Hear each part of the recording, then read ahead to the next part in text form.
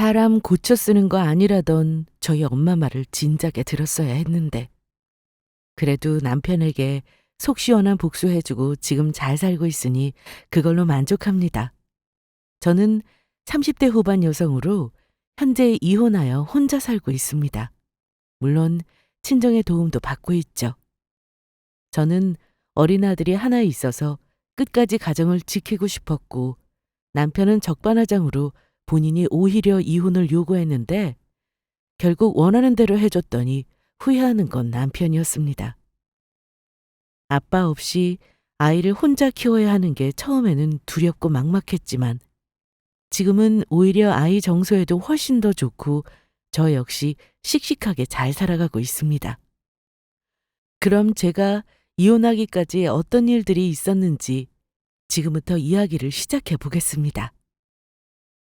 남편과 저는 예전부터 알고 지내던 그냥 지인이었습니다.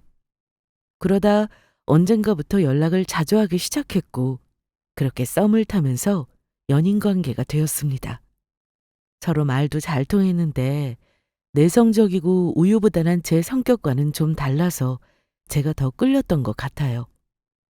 남편은 맘먹은 건 꼭 해내는 사람이었고 화통한 성격이었거든요. 저는 서울에서 나고 자랐고 남편은 지방에서 올라와 인천에서 자취하며 회사를 다녔는데 그래서 저는 시간이 날 때면 남편의 집에 가서 같이 밥도 해 먹고 청소도 좀 해주고 그랬습니다. 자기 오느라 고생했지. 고생은 뭐 오는 길에 장 보고 그거 들고 오는 게 좀 힘들었어. 차는 또 왜 그렇게 막히는지. 뭘 이렇게 많이 사온 거야? 오늘 스파게티 해 먹자. 그건 또 내가 자신 있지. 우리 집까지 오느라 고생했는데 내가 저녁 해줄게. 자긴 가만히 있어? 이런 날이 많아지다 보니 자연스럽게 저희는 결혼을 꿈꾸게 되었고 더 진지한 만남을 이어갔습니다. 그러던 어느 날 저는 평소와 같이 남편 집에 놀러 갔습니다. 그런데 책상 서랍 안에서 아주 예쁜 여자의 사진 한 장을 발견했죠.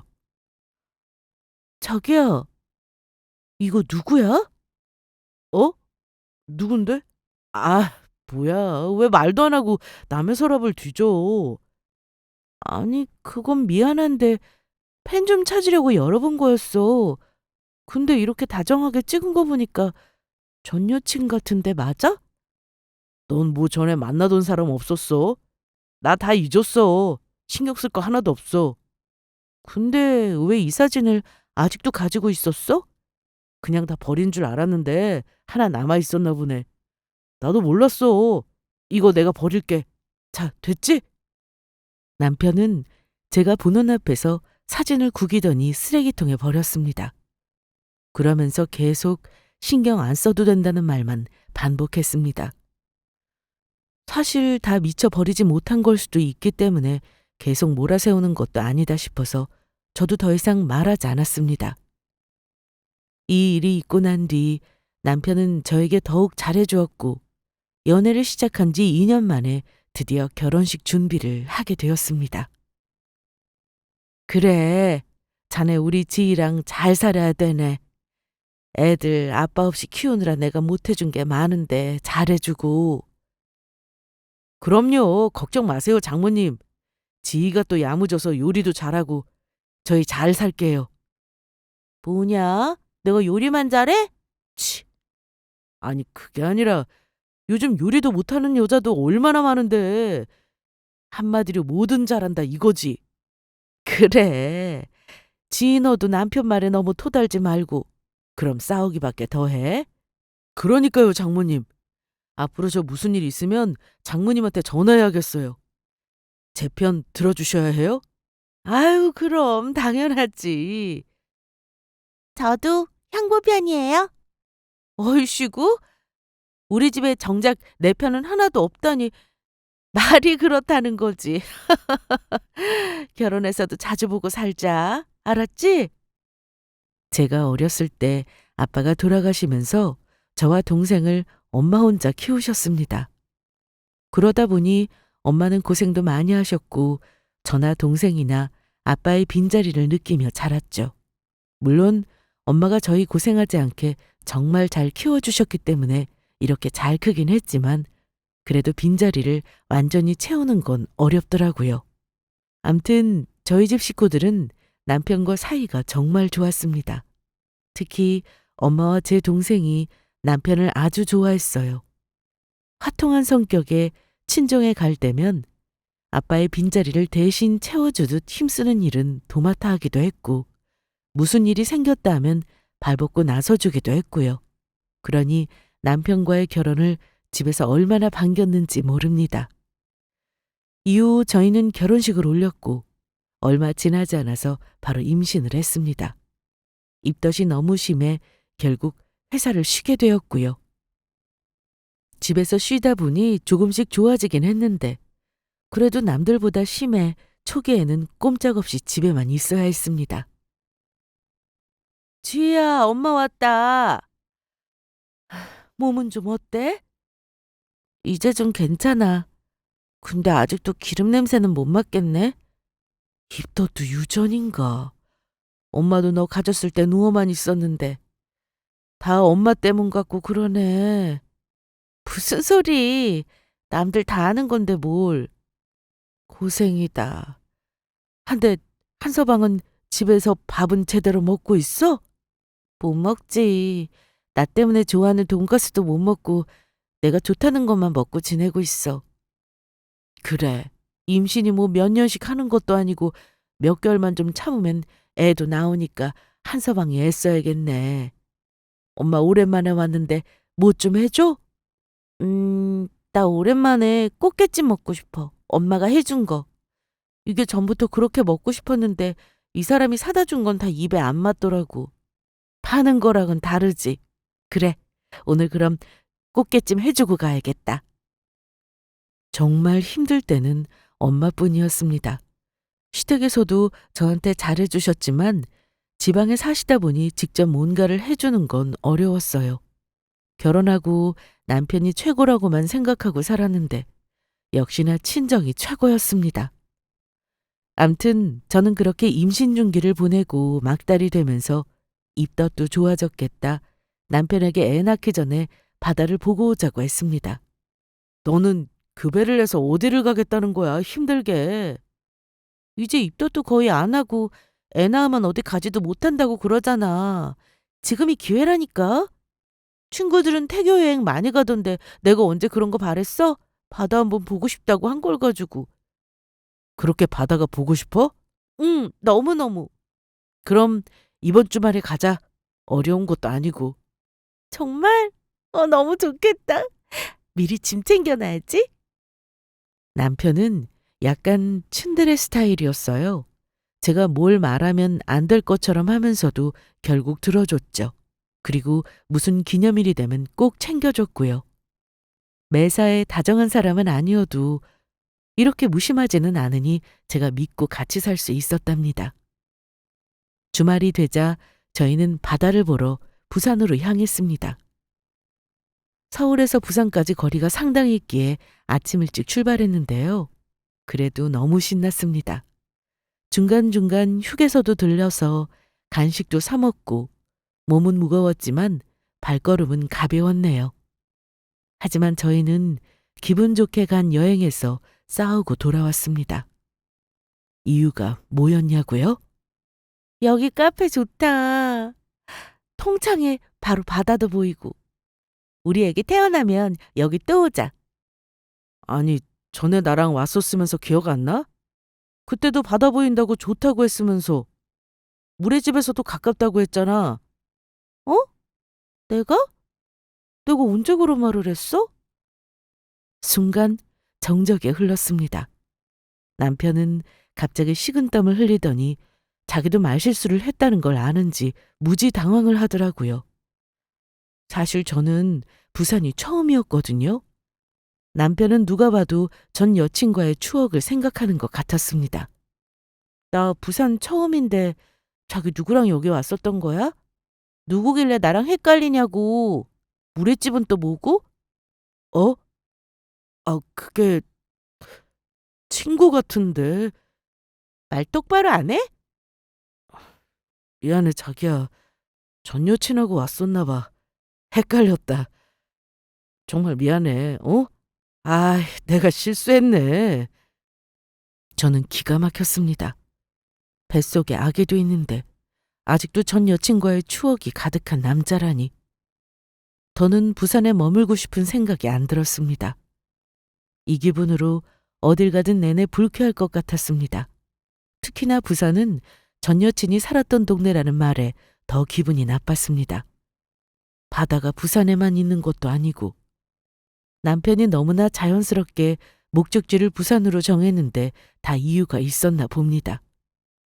저희는 1박을 계획하고 여행을 왔는데 결국 그날 저녁 바로 서울로 올라갔습니다.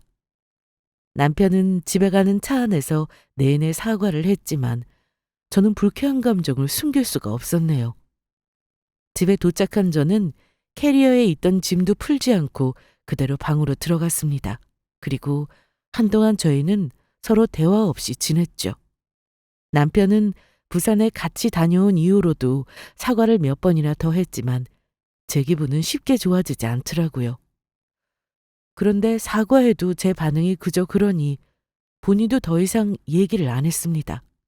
사실 임신하면 호르몬 때문에 하루에도 기분이 여러 번 왔다 갔다 하는데 남편이 저러니 서럽기까지 했고요. 그래도 아기 생각하면서 좋은 생각만 하려고 애썼고 친정에도 티 안 내려고 했습니다. 이후 저는 출산 예정일이 다가왔고 그래도 미안했는지 남편은 출산 가방을 저 몰래 다 쌓아놓았더라고요. 그래서 저는 남편과 함께 병원까지 같이 갔습니다. 바람 피운 걸 들킨 것도 아니고 저를 만나기 전에 사귀었던 여자친구와의 추억이니 어쩌겠어요. 제가 그냥 넘어가야죠. 그렇게 저는 분만실로 들어가 출산을 했고 끝까지 옆을 지키던 남편은 태어난 아들을 보면서 눈물도 흘렸습니다. 애를 낳는 게 얼마나 힘든 건지 직접 보니 느꼈던 것 같아요. 그리고 너무 엉엉 울길래 그동안 저에게 잘못했던 것도 미안해하는 것처럼 느껴졌죠. 그리고 저에게 더 잘하겠다며 앞으로 잘 살아보자고 했습니다.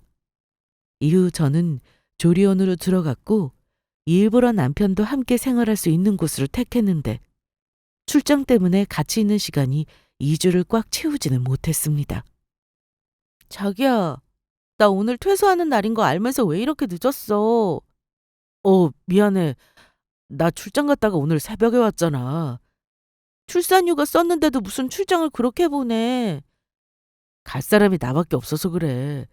자기도 알면서 또 그런다. 얼른 가자. 어, 이따가 엄마도 오실 거야. 오늘은 집에 같이 있는 거지? 어, 오늘은 쉬고 내일 출근해야지. 남편은 조리원 퇴소한 날 저와 아들을 입구에서 한참 기다리게 하더니 출장 때문이라고만 했습니다. 일하다 온 사람에게 뭐라고 할 수도 없고. 그렇게 집에 도착 후 저는 본격적인 육아를 시작했습니다.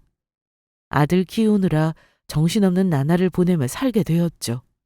다행히 엄마가 집에 오셔서 조리를 해주셨고 복직 후에도 아이를 봐주시겠다고 하셔서 맘 편히 육아를 할 수 있었습니다. 남편은 영업직이라 아이가 태어나고도 여전히 출장이 잦았습니다. 그러다 보니 저는 친정엄마와 시간을 보내는 날이 많아졌고 남편 얼굴을 보기가 힘들어졌죠. 제가 아빠의 빈자리를 느끼며 자랐기 때문에 우리 아이만큼은 아빠와 충분히 시간도 많이 보내며 자라게 해줄 생각이었는데 직업이 이렇다 보니 제가 원하는 대로 되지는 못했습니다. 그래도 남편은 집에 있는 시간 동안만큼은 최선을 다해서 아들 기저귀도 갈아주고 분유도 타주고 하더라고요. 시댁에서는 자주 오지는 못하셨기에 아이가 보고 싶다 하시면 영상통화로 아들 얼굴을 보여드리곤 했습니다. 그러다 아들이 밤늦게 갑자기 열이 나서 응급실을 가야 했는데 그때 마침 또 남편이 집에 없었습니다. 이제는 익숙해질 법도 한데 저는 마치 혼자 아이를 키우는 것처럼 느껴질 때가 많았죠. 아무튼 이런 날에도 저는 혼자 운전해서 병원을 가야 했습니다. 여보세요? 자기 문자 이거 뭐야? 지금 응급실에 있어? 정민이가 열이 안 내려서 응급실 왔어. 미안해. 옆에 못 있어줘서. 내일 빨리 갈게. 내일 오더라도 회사 들렸다 오면 또 저녁일 거 아니야. 그냥 일 다 보고 천천히 와. 급하게 오지 말고. 다행히 정민이 열도 내리고 상태 보고 집에 가면 된대. 그래, 알았어. 출장을 줄이던가 해야지. 암튼 고생해, 지희야. 사실 회사에서 출장을 간다고 하면 당일 저녁 늦게라도 꼭 그날 집에 오곤 했는데 언젠가부터 기분이 1박에 길면 3박까지 날짜가 길어졌습니다. 그런데 저도 이제는 익숙해져서 그런가 보다 하게 되더라고요. 아들도 좀 커서 어린이집에 보낼 시기가 되어 저도 회사에 복직을 했고 오후엔 친정엄마가 오셔서 아이를 하원시켜 주셨습니다. 이쯤 되니 아들은 저와 엄마가 키우는 거나 다름없었죠. 그래도 불만은 없었어요. 일하느라 고생하는 걸 다 알기 때문이었으니까요. 그러던 어느 날 남편이 이번에도 출장을 간다고 했고 이번에는 지역이 광주라고 했습니다. 전에도 광주로 몇 번 출장을 갔던 터라 그런가 보다 했는데요. 출장을 다녀와서 2주 정도 지났을까요? 신호위반 고지서가 날라왔습니다. 사실 이게 저도 가끔씩 모르게 찍혀서 날라올 때가 있어 남편이 과석을 했나 보다 하고 넘어가려고 했는데 자세히 보니 지역이 광주가 아닌 부산이더라고요. 날짜도 남편이 출장 간다고 했던 그날이었고 거기다 해수욕장 인근이었습니다. 이번에는 광주 말고 출장을 가지도 않았는데 좀 이상했습니다. 그래서 퇴근하고 온 남편에게 고지서를 내밀며 물어봤죠. 자기야, 저번에 출장지 광주라고 안 했어?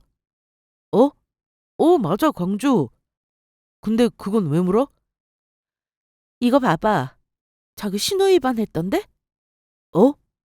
어디서 그랬지? 광주가 아니라 부산이던데. 어떻게 된 거야? 자기 왜 부산 가서 신호위반을 한 거냐고. 거기다 해수욕장 있는 도로에서 찍혔던데. 거긴 왜 갔어? 말이 없던 남편은 갑자기 출장지가 바뀐 거라고 했습니다.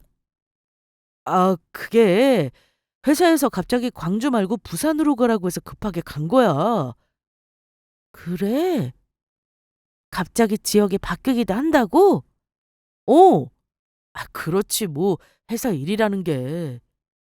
근데 해수욕장은 왜 갔어? 치킨 시간 보니까 밤인데? 그냥 밤바다가 보고 싶기도 해서 드라이브 한 거야, 드라이브. 부산에 간 김에 바다를 보고 온 거라고 둘러대는데 뭔가 미심쩍었습니다. 부산은 저에게 안 좋은 기억이 있는 곳이기도 했고 그런데 제가 뭐 아는 게 있어야죠. 일 때문에 갔다는 사람한테 계속 추궁하듯 물어볼 수도 없고 아이도 재워야 했고 그래서 그 일은 흐지부지 넘어가 버렸습니다. 사실 아들이 태어나기 전이었다면 절대 그냥 넘어가진 않았을 거예요. 암튼 저는 하루하루가 참 바쁘고 힘들었습니다. 아침에 출근을 하면서 아들을 원에 데려다주고 친정엄마가 오후에 오셔서 저 대신 하원을 해주시면 제가 퇴근 후 엄마가 집에 가셨죠. 저도 저지만 매일 이렇게 육아를 도와주시는 친정엄마에게 죄송한 마음이 들더라고요. 그래서 결국 저는 회사를 그만뒀습니다.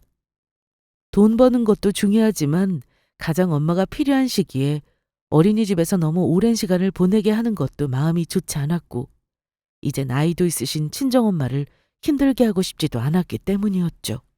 남편은 그래도 회사 그만두면 아깝지 않냐며 말렸는데 방법이 없었습니다. 차라리 남편이 퇴근하고 같이 육아를 해줄 수 있다면 좋겠지만 매일 불규칙한 일상 때문에 그건 어려웠습니다. 나중에 또 좋은 기회가 있을 거라 생각하며 아들 하나 보고 그렇게 회사를 그만뒀습니다. 확실히 출근을 안 하니 아들과의 시간이 많아졌고 동네 엄마들과도 자주 어울렸네요. 특히 제가 사는 아파트에는 남편과 같은 회사에 다니는 아빠들이 많았는데 그러다 보니 엄마들과 나눌 얘기도 많더라고요. 그중에 한 엄마는 아파트 같은 동에 살면서 저희 남편과 그쪽 남편이 또 같은 부서여서 통하는 게 참 많았습니다. 자기 남편도 출장 많이 가는구나? 자기네도? 영업직이 참 그래. 여기저기 다니다 보니까 남편이 자기 떠돌이 같다고 하더라고. 차라리 사무실에 가만히 앉아서 사무 보고 싶다는 말도 많이 하고.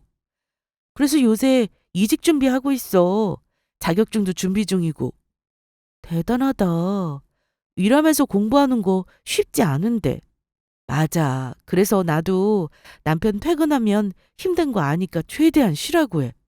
애보라는 말도 못 하겠더라. 아들은 원해 보내고 집안 청소를 끝내고 나면 2시간 정도의 저의 자유시간이 찾아옵니다. 그때는 낮잠을 자기도 하고 동네 엄마와 시간이 맞으면 만나서 수다도 떨고 하죠. 이 시간이 참 좋더라고요. 그런데 똑같은 일상을 보내고 있던 어느 날 아들을 하원시키면서 동네 엄마를 마주쳤습니다. 남편도 늦게 온다고 했고 집에 가서 같이 저녁이나 먹자고 했더니 좋다고 하더라고요. 자기 남편도 오늘 늦어? 오늘 친구들 만나고 온대. 맨날 일만 하는데 친구들도 만나고 술도 마시고 스트레스 풀게 해줘야지. 그렇구나. 우리 남편은 야근이라고 하네? 출장 보고서도 써야 한다고. 우리 남편이 그러는데 회사에서 정민 아빠가 정말 바쁘다고 하더라. 출장도 자진해서 간다고 그런다던데? 정말? 그냥 가라고 해서 가는 게 아니고? 그래. 근데 뭐 출장 가면 수당도 나오고 하니까 그런 직원들이 좀 있나 봐. 돈 더 벌려고.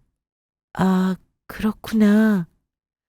근데 자기야, 저번에 어디 좋은 데 안 갔어? 회사 창립 기념일이라 남편 일찍 온 날 있잖아. 나 그날 남편이 점심도 안 먹고 와서 깜짝 놀랐거든. 무슨 말이야? 언제? 날짜를 확인해 보니 남편이 광주로 출장을 간다고 했던 날이었습니다. 그날이면 아마 우리 남편 출장 간 날인데? 무슨 소리야. 그날 회사 창립 기념일이라 전 직원 조기 퇴근했다고 했어. 우리 그래서 그날 금 여행 갔다 왔는데? 그 동네 엄마의 말에 의하면 그날은 회사 창립 기념일이라 추가 근무 없이 모든 직원이 일찍 퇴근을 했다고 했습니다. 저는 순간 이상한 생각이 들었습니다. 회사에서 쉬라고 하는 날 굳이 출장을 간다고 했을 리도 없고 남편은 그날 부산에 있었으니 확인이 필요했습니다. 저는 이번엔 느낌이 제대로 왔어요. 왜 하필 광주에서 부산으로 장소가 바뀌었는지 전 여친이 갑자기 생각이 났습니다. 남편에게 물어보면 또 어떻게든 둘러대서 제가 아무 말 못하게 할 듯 싶어 아무 내색하지 않았어요. 그리고 저는 엄마에게 연락해서 아들을 봐달라고 부탁했고 남편 출근 후 바로 집을 나와 부산으로 향했습니다. 제가 회사를 그만두기 전까지 맞벌이였기 때문에 저희 집에는 차가 2대였는데 그렇다 보니 남편의 차를 제가 탈 일이 거의 없었습니다.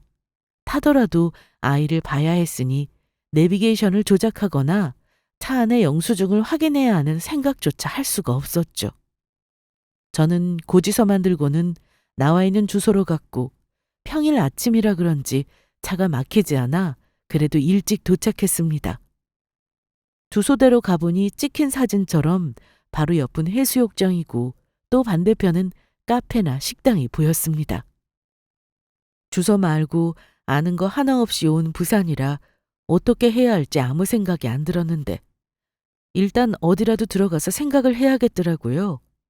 그렇게 눈에 보이는 카페에 들어가려고 하는 순간 옆에 있는 식당에서 낯익은 여자가 나왔습니다. 그 식당은 물회 전문점이었고 그 여자는 제가 연애 때 남편 집에서 발견했던 사진 속 여자였습니다.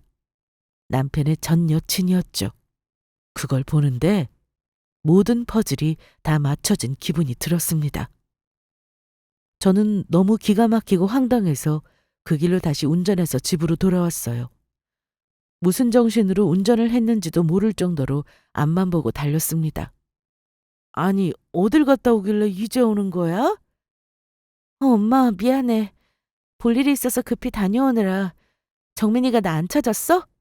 할미를 얼마나 좋아하는데 엄마를 찾았겠어? 근데 너 얼굴빛이 안 좋다. 무슨 일 있었어? 아니, 엄마. 이제 내가 정민이 볼게. 엄마 얼른 가봐요. 힘들었지? 할미가 손주 보는 게 뭐 힘들어. 요즘은 전처럼 매일 오는 것도 아닌데. 무슨 일 생기면 언제든지 전화해. 엄마가 와서 정민이 봐주고 할 테니까. 응, 엄마, 고마워. 그렇게 엄마를 보내고 남편이 퇴근하기만을 기다렸습니다. 그런데 무슨 말부터 해야 할지 머릿속이 복잡했습니다. 계속 전 여친을 만나고 다닌 건지 아니면 그날만 우연히 만난 건지 제가 모르잖아요. 무작정 붙들고 추궁하는 것도 아니다 싶었어요. 그래서 일단 남편을 떠보고 결정적 증거를 손에 넣은 뒤 제대로 물어볼 생각을 했습니다. 나왔어. 정민이는? 지금 시간이 몇 시인데 자고 있지. 자긴 왜 안 잤어? 원래 정민이 재우다 같이 자는 사람이? 그냥 자기 퇴근하는 거 오랜만에 보려고. 그리고 물어볼 것도 있고. 뭔데? 자기 광주로 출장 간다고 했던 날 있잖아. 또 그 얘기야? 다 말했잖아. 갑자기 부산으로 바뀐 거라고. 회사에 전화해서 확인이라도 시켜줘? 회사에서 의부증이라고 하겠다.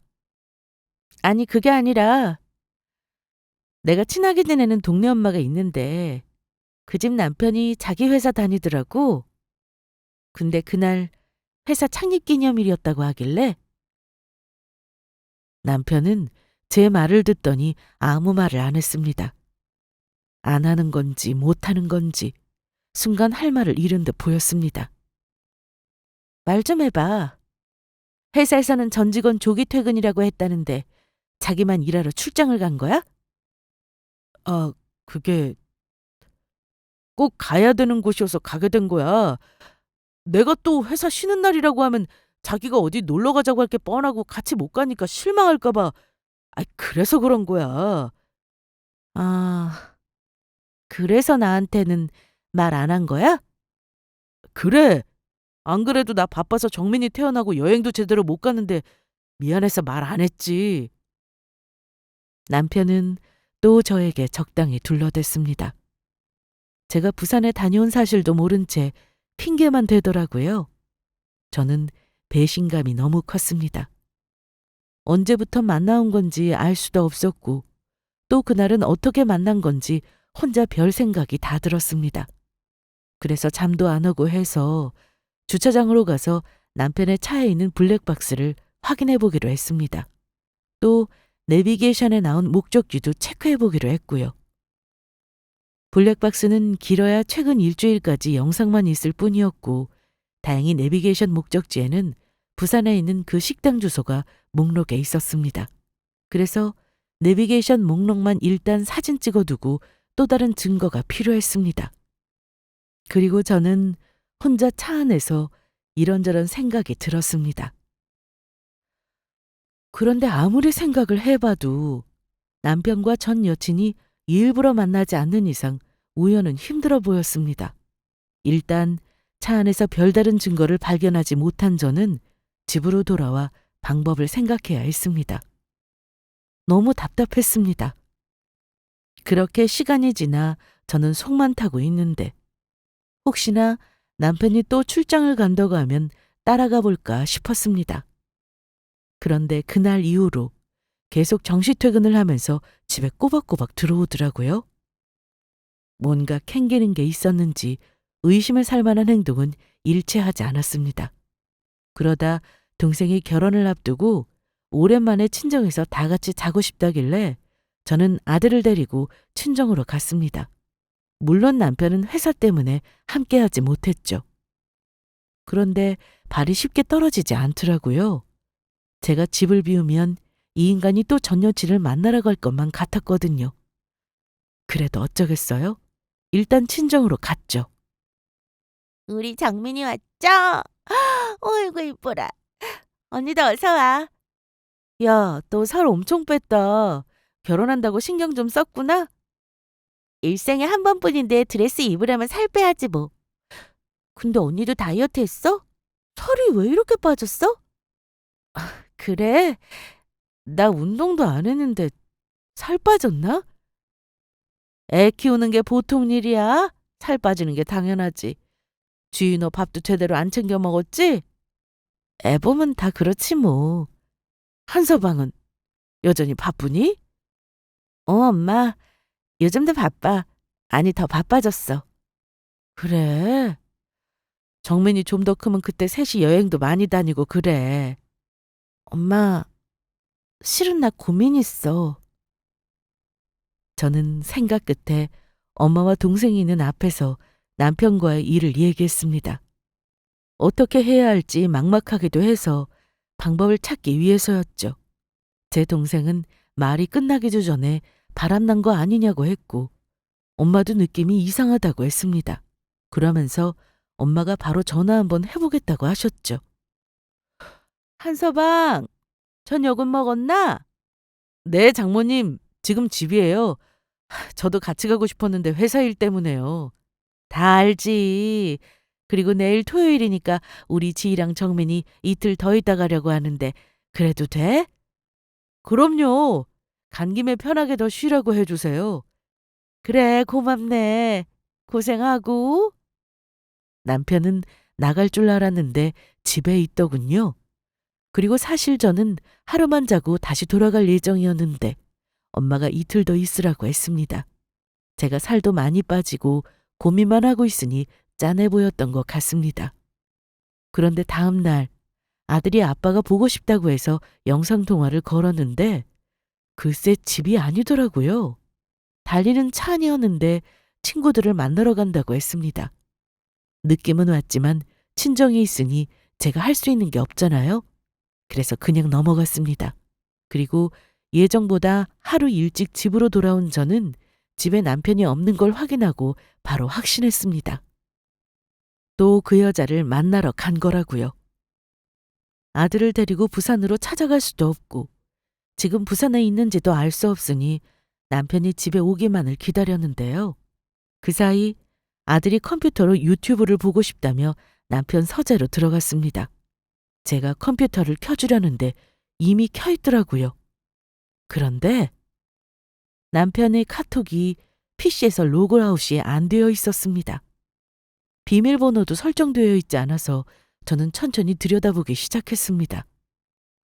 예상대로 전 여친과의 대화를 톡에서 바로 확인할 수 있었고 가장 최근 대화를 보니 제가 친정에 간 날 보고 싶다고 하는 내용이 있었습니다. 그래서 남편은 그 말에 바로 간다고 대답을 했더라고요. 대체 언제부터 연락을 하고 지낸 건지 아니 언제부터 다시 만나기 시작한 건지 알고 싶어 이전 대화 내용을 확인해 보는데 결혼 전부터였습니다. 그 여자와 헤어지고 저를 만났는데 결혼까지 한다고 하니 전 여친이 난리가 났더라고요. 거기다 결혼 후 제가 임신까지 하니까 보고 싶다고 계속 남편을 불러내는데 그에 응하는 남편에게 실망은 물론 머릿속이 하얘지는 기분이 들었습니다. 저는 통 내용을 모두 사진으로 찍어서 증거로 남겨놓았습니다. 그리고 아들에게 유튜브를 켜주고 서재에서 나가려는데 메시지 알림음이 들리더라고요. 남편이 다시 서울로 가는 길이었는지 전 여친이 조심히 올라가라고 메시지를 보냈고 남편은 거기에 입술 모양 이모티콘을 보내는 것을 실시간으로 확인했습니다. 저는 그 순간을 놓치지 않고 동영상 버튼을 눌러 메시지가 오고 가는 모습을 그대로 촬영해 두었습니다. 그동안 심증만 있었지 정확한 물증은 없었는데 이런 놈과 어떻게 같이 살겠어요? 당장 이혼해야겠다 싶었습니다. 그런데 한편으로는 저도 아빠 없이 자랐는데 제 아들까지 아빠 없이 크게 할 생각을 하니 막막하더라고요. 하지만 저를 배신한 남편을 용서할 수도 없었습니다. 일단 지금 남편이 집으로 오고 있으니 최대한 내색하지 않고 평소와 같이 아이 밥 먹이고 씻기고 재우고 하면서 남편을 기다렸습니다. 밤 12시가 넘어서야 집에 온 남편은 안 자고 기다리고 있는 저를 보고 놀라더니 물어보지도 않았는데 알아서 술술 대답하더라고요. 그러면서 친구들하고 동네에서 밥 먹고 왔다고 하는데 거짓말하고 있는 얼굴을 보니 소름이 끼쳤습니다. 저는 아들이 자고 있어서 남편에게 큰 소리 칠 수도 없었고 답답했습니다. 그런데 남편이 잠든 늦은 시간에 몰래 나가 남편의 차에서 블랙박스를 확인했습니다. 그런데 지웠는지 아무것도 없더라고요. 이건 아니다 싶어서 집으로 돌아와 여번으로 가지고 있던 SD카드를 가지고 가서 대신 넣어두고 블랙박스 메모리 카드를 챙겨왔습니다. 다음날 남편이 출근하자 저는 인터넷으로 영상 복구 방법을 검색했고 순서대로 해보니 어렵지 않게 복구할 수 있었습니다. 오래된 영상도 아니었고 전날 영상이다 보니 바로 되더라고요. 복구된 영상을 보니 차 안 내부 모습도 봤는데 두 사람의 애정 행각은 물론 차에서 내려서 함께 손을 잡고 식당으로 들어가는 모습도 찍혀 있었습니다. 그리고 두 사람의 대화가 더 가관이었는데 언제 이혼할 건지에 대한 내용도 녹음되어 있었습니다. 일단 필요한 것 같아 따로 저장을 해두었고 이후 출근한 남편에게 전화해 따져묻기 시작했습니다. 왜 그래 또? 친구들하고 밥 먹고 온 거라니까. 부산 갔다 온 건 아니고? 뭐? 내가 부산을 왜 가? 출장도 아니고. 그럼 어제 친구들하고 밥 먹었다는 곳 주소 찍어. 식당 이름이라도 불러.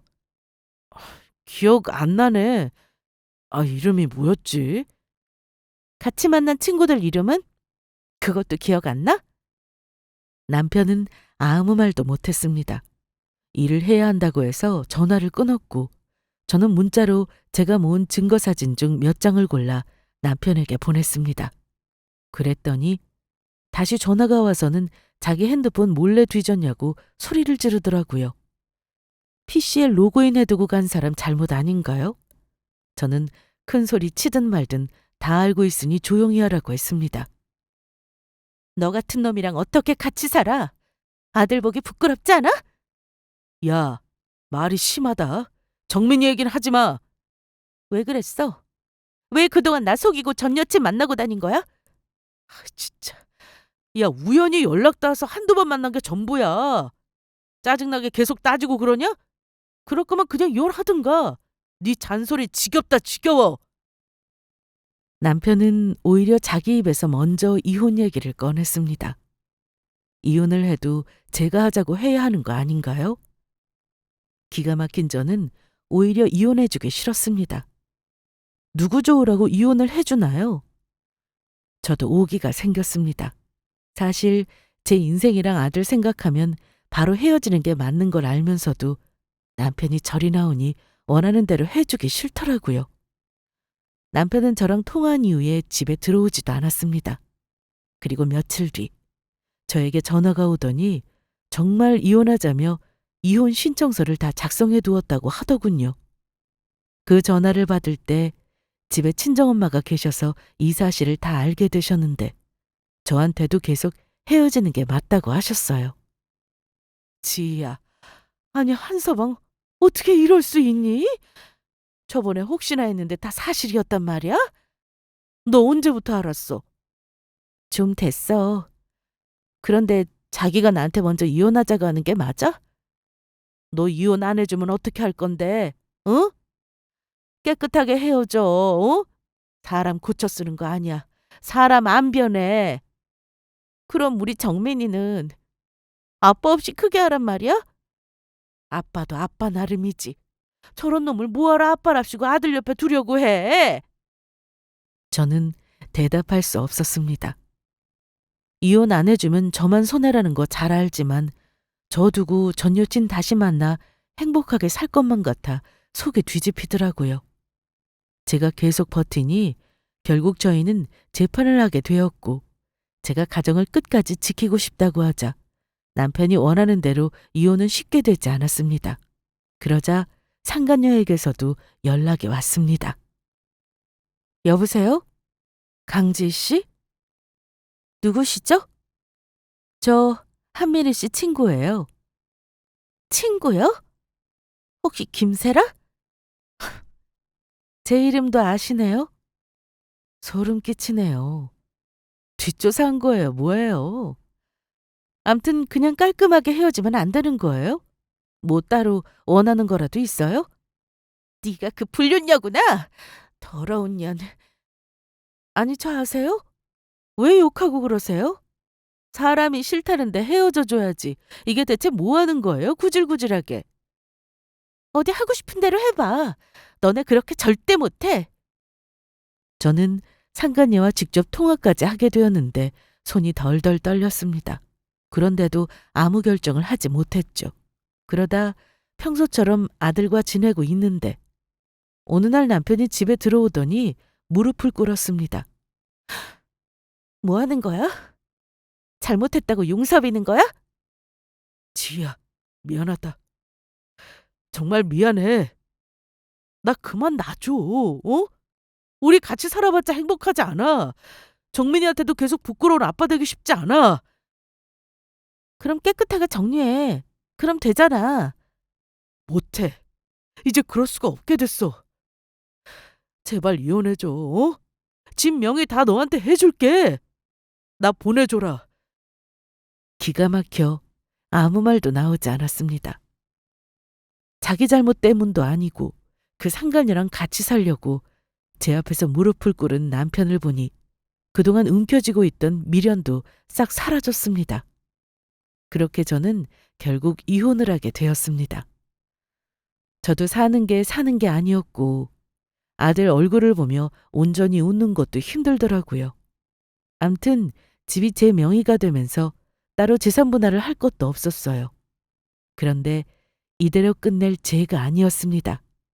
서로 좋아서 결혼하고 아이까지 낳았으면서 여자 때문에 집을 버리고 나간 남편 놈을 어떻게 용서합니까? 두고두고 후회하게 만들어주고 싶었습니다. 남편은 제가 이렇게 준비하고 있었다는 사실을 몰랐을 겁니다. 제가 평소 조용한 성격이기도 하고 우유부단하여 밖에 나가서도 적극적으로 행동하는 편이 아니었거든요. 그러다 보니 집 가지라고 하면 조용히 살 거라 생각할 수도 있습니다. 저는 이전에 모아놓은 남편 내비게이션의 목적지 기록과 남편 PC 카톡에서 발견한 대화 내용, 그리고 최근 남편의 차 안에서 확보한 블랙박스 영상까지 확보한 뒤 소송을 걸었습니다. 혹시라도 이혼 후 두 사람이 만난 거라고 주장할 수도 있고 또 상간녀는 유부남인 사실을 모르고 만났다고 할 수도 있으니 제대로 된 증거가 중요했죠. 또한 제가 이혼을 해주지 않고 버티고 있을 때 상간녀로부터 전화가 와서 그 번호도 따로 저장해두어 이름과 함께 기재해 상간녀 손해배상 소장을 제출하는 게 어렵지 않았습니다. 원래는 주소까지 알아야 하는데 해당 재판부에 상간녀의 연락처로 사실조회 촉탁 신청을 하면 주소를 확인할 수 있다고 하더라고요. 참 다행이었죠.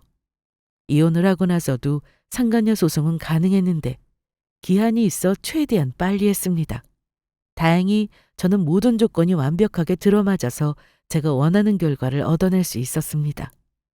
재판 중 상간녀는 끝까지 유부남인 걸 알지 못했다 주장했으나 블랙박스 녹음은 물론 카톡 대화 내용에서도 저를 애엄마로 지칭하거나 혹은 자기 와이프, 자기 부인이라고 했으니 이미 기혼 사실을 알고 만난 게 인정이 되었습니다. 재판 결과가 나오기까지는 많은 시간이 필요했는데 보고 싶지 않은 두 사람을 마주쳐야 하는 게 제일 곤욕이었습니다.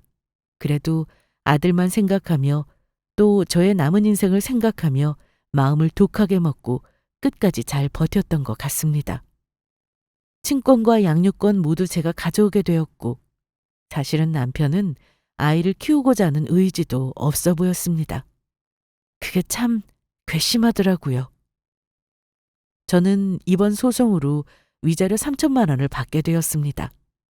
보통 1,000만 원에서 2천만 원까지 많이 나온다고 했는데 아무래도 증거가 빼박이기도 하고 상간녀의 거짓말까지 더해지다 보니 저에게 유리하지 않았나 싶습니다.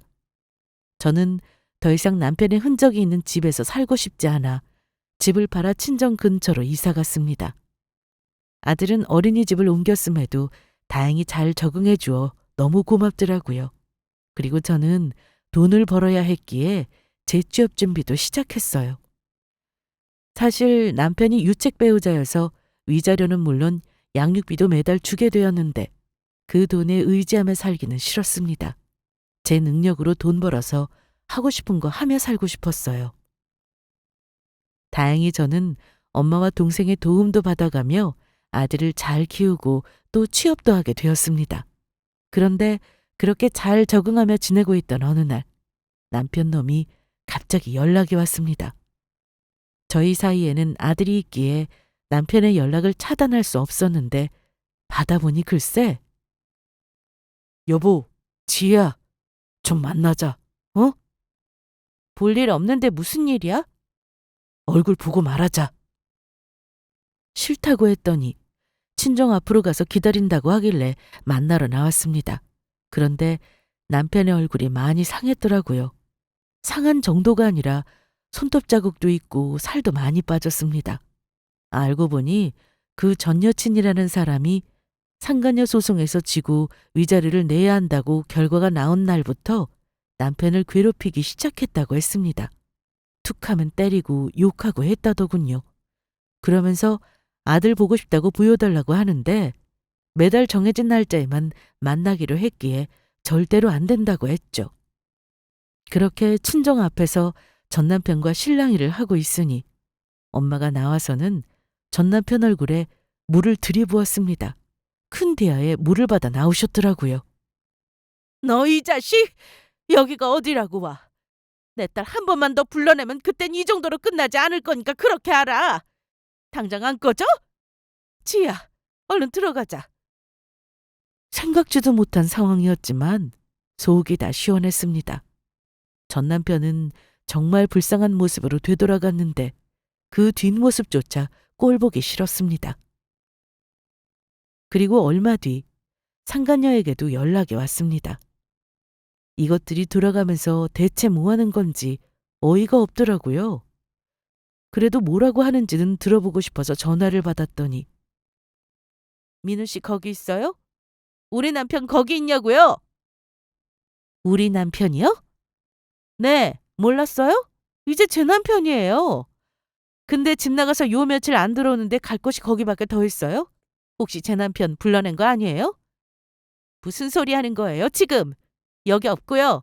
앞으로 한 번만 더 전화하면 가만 안 있을 겁니다. 남편 단속 똑바로 하세요. 뭐라고?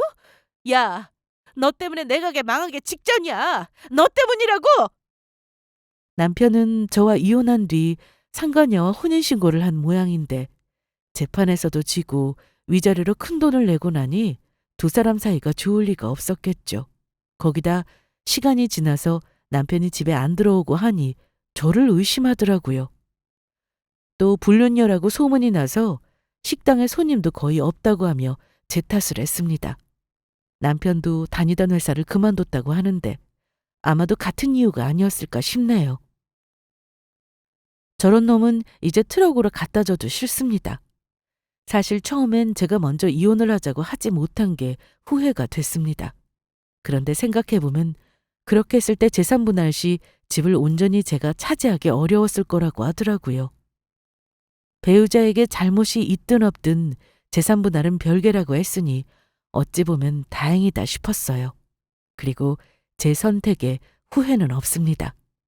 저와 헤어지고 전 여친을 다시 만나면 행복할 줄 알았나 본데 남편은 정말 후회하며 저에게 자주 연락을 해왔습니다. 전화를 안 받으니 문자를 보내며 잘못했다고 다시 받아달라는 말도 하곤 했는데 이미 또 다른 여자의 남편이 되어 있으면서 무슨 생각으로 저렇게 말하는지 이해 불가였습니다. 제일 미안한 건 아들인데 이런 남편과 살면서 계속 싸웠더라면 그게 오히려 안 좋은 환경이 되었을 거예요. 처음부터 끝까지 아들만 생각하며 내린 결정이었는데 지금 생각해봐도 참 잘한 결정인 듯 합니다. 친정엄마의 말대로 사람은 정말이지 고쳐 쓰는 게 아닌 것 같습니다. 바람나서 또 다른 가정을 꾸렸으면서 또 정신 못 차리고 저러는 걸 보면요. 사람은 누구나 실수를 하지만 외도만큼은 용서할 수 없는 것 같아요. 진심으로 반성하고 용서를 빌더라도 사람은 변하지 않는다고 믿습니다. 이혼만큼은 절대 하고 싶지 않았지만 오히려 이혼을 통해 새로운 인생을 살아갈 수 있다는 걸 이번에 배웠습니다. 혹시나 여러분들 중에서도 저와 비슷한 입장이 계시다면 현명한 결정을 하시길 바랍니다. 끝까지 저의 이야기를 들어주신 분들께 감사드리고 좋은 일만 가득하시길 바랍니다.